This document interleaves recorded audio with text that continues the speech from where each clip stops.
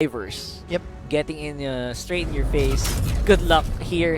The Phobius, I still have a lot of questions about it. Auntie, di ko alam kung makakita natin yung epekto ng Phobius na to. Pero for now, obviously, wala siyang straight na sinasagot.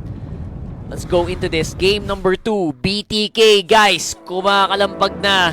They're on the verge of getting eliminated. What will they do to stop it? Malalaman na nga natin if pauuwiin na ng Easy Server ang nagsabi na Easy Server sila o i-extend pa din ng BTK ang serye. This is game number 2 for the last day of the knockout. Oh, hindi pala to knockouts. Swiss, Of the yeah. Swiss stages of the M6 World Championships. Makikita natin sa pagpasok natin sa laban kung ano ang magiging response ng BTK pagpasok. So far for BTK, obviously they don't need to rush it. They are still the early game team here. And kailangan lang nila ay makuha agad yung mga level 4 para makapag-abante na si Shark. Magagawa na siya ng mga milagro. Pero then again, Warlord and Nets both have the Purify, so it should not be relatively easy kills para dito sa BTK, but they have to be very creative. Yeah, they need to be creative kasi kailangan nilang makahanap ng opening. If not, mahihirapan sila dito sa ginagawang plays ng Team Vamos. Again, hindi nila kailangan madali. Kailangan lang nilang i-extend yung laban. But if they were to do whatever they did in game number 1, that's gonna be a good sign. And they're starting with this. Nets without a Purify. Yan, na-force na nila yung Purify dito ni Nets. Saktong-sakto, malapit na din ang pag-go ang 30 seconds on the clock here.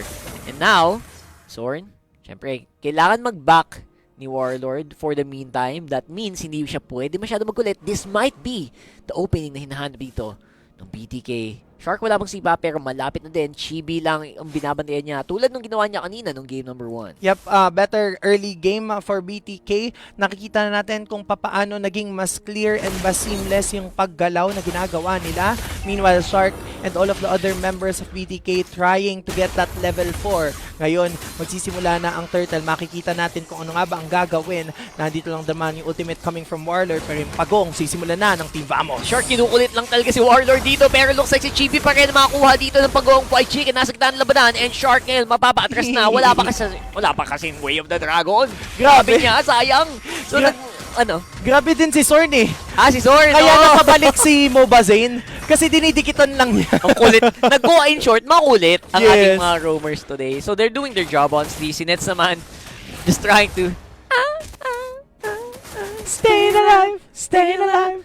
Okay, yun lang tama. talaga. Yun lang talaga ang kailangan niya gawin dito and he's doing his job Yeah. already. Considering na wala din siyang Purify up, kailangan niya maging mas careful. Humahatak with the Sanguine Claw. Ma-verify nga niya ang kanyang mga kalaban pero mapapatay din Sipa. siya. Masisipa papasok. Dito si Zorn pero buhay pa din yata. Siyempre naman, nahila pa atras and Mobile ngayon. Ang nasa peligro. First blood pa lang pala kayo. White Chicken! Pupunta kayo.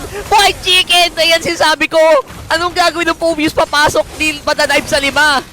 Oo nga, ang hirap. Kasi kapag nag-dive na siya sa 5, wala na siyang kawala. E nakikita natin, Team Vamos, sinasaad yung plating dito. Sinasaid. Mali naman kasi yung gold plating sa mid lane natin. And now, pinanghawakan nila ang 1.2k gold lead. If I were BTK, kakabahan na ako kasi again, late game yung kupo ng lineup nila. Ako hindi ako BT. Kinakabahan ako para sa kanila ngayon eh.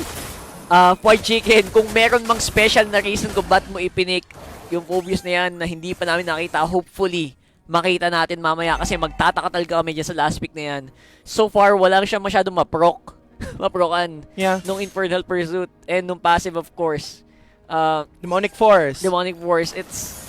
I don't know, I'm having a hard time finding a scenario na hindi siya ang unang mamamatay. And medyo scary to for BTK considering naman na naka-purify sa kanila. Just thinking about it, the moment na ma-curse of blood sila tapos mahatak ng Sanguine Claw, walang galawan for the rest of their team, lalo na si Zia. So kailangan talaga nilang maging maingat in terms of their pwesto. Kasi ngayon, second Turtle is up.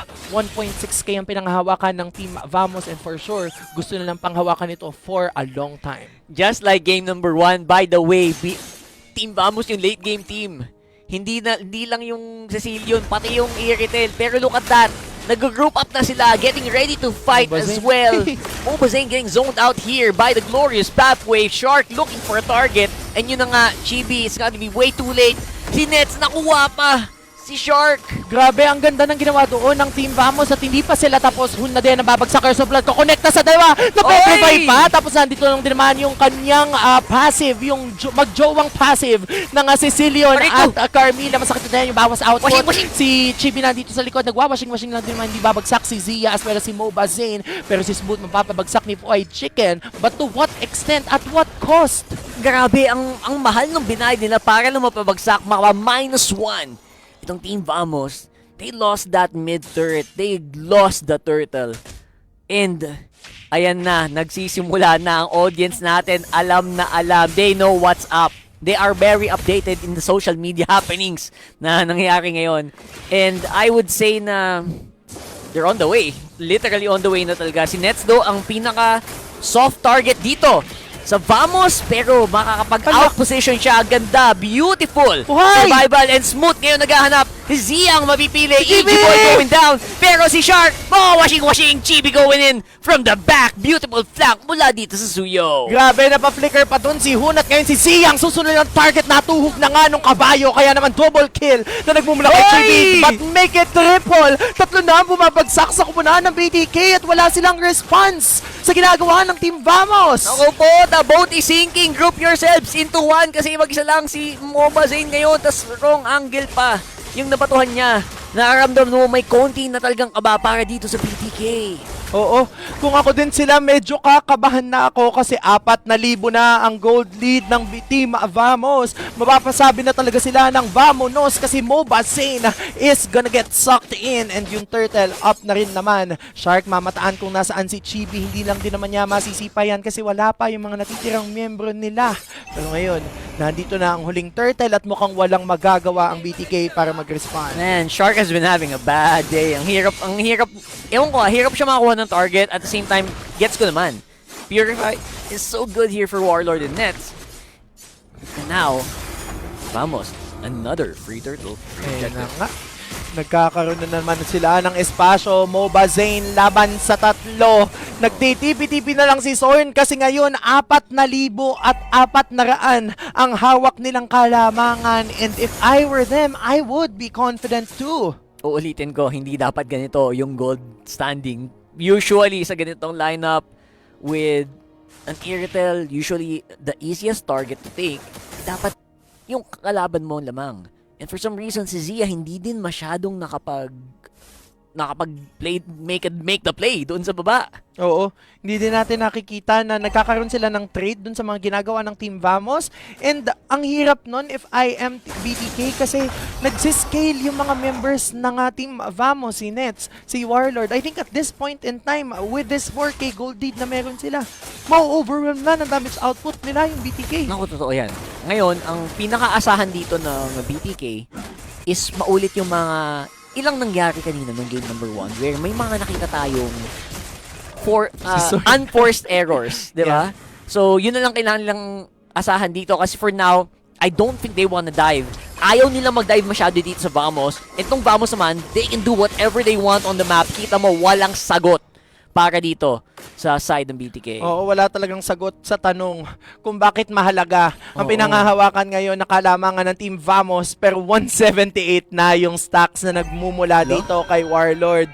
Onti na lang, ang marker ko lagi ay 250. 200. Oo, 200, 250. Oo. Pataas. The moment na magkaroon na yon, kahit sino na nasa harapan, mararamdaman na at bumabakat na yung Bats Impact. Bonus na lang yung bonus na Yung mga lang yung natitira. ibang stocks. Pag nag 200, 250 ka, goods na. Yep. Pangbakbaka na, maka 2 shots, 3 shots. Pero pag tumagal, baka maka 1 shot na. So Oo. let's see kung papatagalin pa ng BTK to. And Divine to be Glaive. honest, kailangan nilang patagalin. Divine Glaive at 9 minutes will really hurt. Yep, nakikita din natin na for BTK at least wala silang gustong gawing play. Ay bibigyan nila ang First Lord uncontested habang kumuha sila ng trade towards that bot lane. Moba Zane nakikipagbakbakan sa dalawa pero ang sakit na ng Bats Impact at Bats Freeze na nagmumula kay Warlord. Ay, isang malaking paghinga. BTK fans dyan, kung nandyan pa kayo, kailangan yung kumalma ngayon si Moba Zane. Dadive na naman sa harapan pero at that moment wala talaga siyang choice, wala din backup na pwedeng dumating kasi si Smooth gumas na ng glorious pathway para lang ma-isolate yung kanyang mga teammates. Oo nga, at ngayon wala Damay! si Moba Zane. 5-man recall!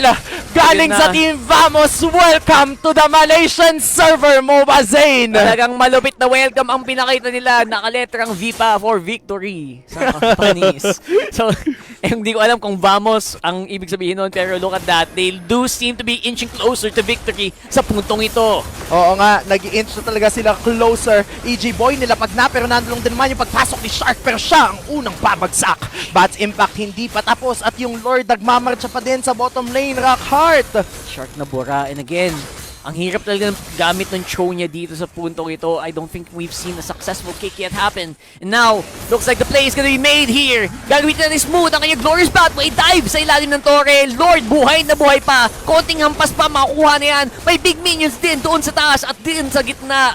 And looks like that will be enough to remove the inhibitor turrets of BTK. Yung taas buhay pa naman. Pero yan na, nagsisimula na talaga silang medyo ma-isolate sa loob ng base. Oo nga, sinusubukan na ng BTK na depensahan ang kanilang base. Sinusubukan nilang gumawa ng play pero ngayon 8.3k gold lead na po ang hawak ng Team Vamos. Naka-malefic gun na, mapapalak item na halos dito itong si Warlord. So definitely alam natin na enough and capable na silang tapusin ang laban. 60 seconds bago mag-spawn ang second Lord of the match.